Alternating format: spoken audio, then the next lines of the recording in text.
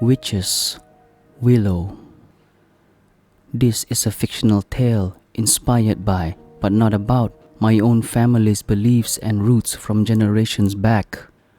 Once upon a time, long ago, there lived a young woman in a small village. The region of where exactly is long forgotten, but the name was Willow.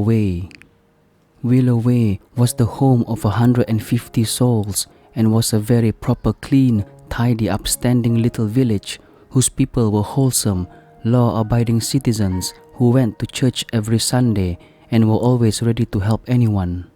The young woman's name was Bessie Martin, and she was what the villagers called a child of nature, and they were all very wary and suspicious of her, which surprised and quite upset Bessie, as she did not think there was anything outlandish or odd about her lifestyle or habits. After all, she merely prepared and brewed natural remedies to treat and cure minor ailments using herbs, flowers and plants, and baked bread and other baked goods to earn a modest decent living as her grandmother did before her. When Bessie was 3, her mother died from a lung disease, so Bessie went to live with her grandmother, and as she got older, helped with her grandmother's tiny home bakery business. Bessie grew up to be a good, true, honest girl who was as beautiful as she was kind, and by the time her grandmother passed away, when Bessie was 21, she had quite a lot of admirers. The mayor of Willow had a handsome young son who at the time of this story was 25. His name was Roderick.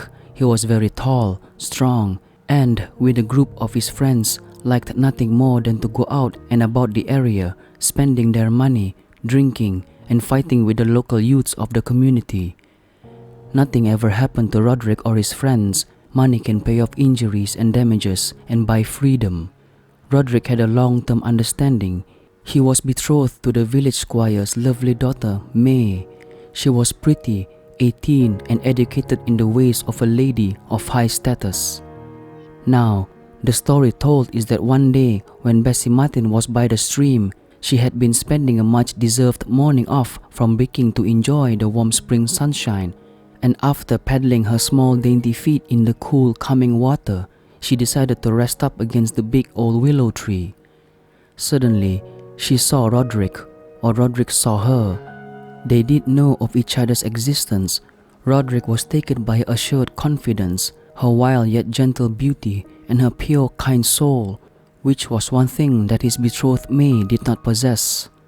For Bessie's part, she was intrigued by him, in his boisterous and wayward behavior, fascinated by his entire presence, and flattered by his attention to her femininity. What happened next does not need to be mentioned, it can be imagined. Needless to say, it began with, "Hello, fair maiden." Promises spoken that could not be kept, not even by the most honorable of men. And we know Roderick was not at all honorable. It finished with a heavy swollen belly and bitter tears of loneliness. Roderick and May were married in the autumn after Roderick's secret liaison with Bessie ended so bitterly, and the heated longing he had once felt for his bonny wildflower soon cooled and faded altogether, to be replaced by the constant adoring love for his fresh young bride. A year passed.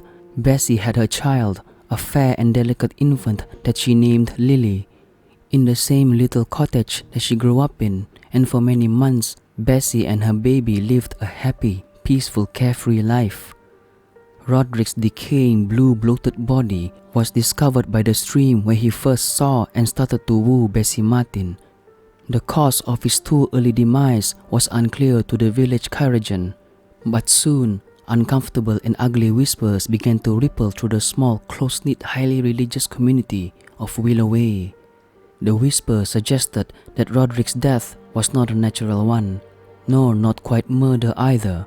The whispers, insidious and filled with untamed spite, spoke of taboo and unholy acts committed by godless and wanton creatures. One creature in particular was the subject of these unfounded suspicions. These suspicions were not new, merely old ones given more fuel by fresh and undeniable evidence of wrongdoing. The whispers were of Bessie Martin, and the source of the whispers, perhaps quite understandably, May. The first thing Bessie knew of the angry mob was when they used to brute force to break down the little wooden door and dragged Bessie out of a meager bed by her hair. Another member of the mob plucked the terrified babe Lily from the cozy warm coat and followed the leader out of the small dwelling, where he, the mayor of the good, upstanding Willow, in turn put his lighter torch to the modest cottage. The kindling blazed throughout the deep dark night. The vengeful mob brought Bessie Martin to her beloved Willow. They strung her up to the tree by her neck. They watched until the last flicker of life left her twitching tortured body. When the corpse of Bessie Martin swung limply to and fro, the mayor of Willow coldly placed the fragile infant Lily into the hollow of the willow, turned away, and commanded the mob to leave. Before she relinquished her precious life to the pitiful wails of a cherished child, she looked over upon the still tranquil stream where her lost love had made so many breakable promises to her, and in turn had paid for his indiscretions in a watery grave. Cold, steely hatred of everything and everyone who had forsaken her and her innocent Lily filled up her eyes, replacing the tears of sorrow, and with it came the hex. The hex was as dark as the night around her. It had formed, and she succumbed. Bessie Martin was 23 when she died. Lily Martin was 8 months when she died. A month after the fateful night, a youth from a neighboring village came forward to confess that he was present on the day Roderick died. They had fought, and Roderick lost his footing and fell banging his head against a rock on the bank of the stream. Roderick had fallen into the water. The youth, fearful that he would be accused of murder, panicked and fled. However, his conscience laid heavy on him, and he soon felt obliged to come forward and tell his tale. Nothing happened. Well, what could happen? The angry mob had already exacted their gruesome and terrible revenge after acting as judge, jury, and executioner. A few weeks after the unfortunate youth's confession, the mayor of Willow was found dead near the willow. The village Kyrogen of the yet unknowing dark little village found death was caused by a bullet to the heart, probably a little hunting accident, although no other living person was found near the area, and the bullet indeed came from the mayor's own gun. A few months after the mayor's death, May, the newly bereft young widow of Roderick, was found by the housemaid face down in the stream. Talk was that she had been a shadow of her former self since her husband's untimely passing, and unable to fend off the dark, sinister shadow of grief, had chosen to join her groom. Others believed that a more ominous supernatural hand had guided and overseen the two sad tragedies. They kept their notions to themselves. It is said that the small village of Willow and the immediate area around it was soon after abandoned to nature herself, and left to its own devices. It became dilapidated, and an odd sensation of dread and fear soon rose up all around it. The area soon evolved into a place of shadow and darkness, of boogeyman and childhood nightmares. All that is left of Willow now is the legend of the witch's willow. If you find yourself in the area, maybe you will wander upon Bessie Martin's cottage, or where it once stood.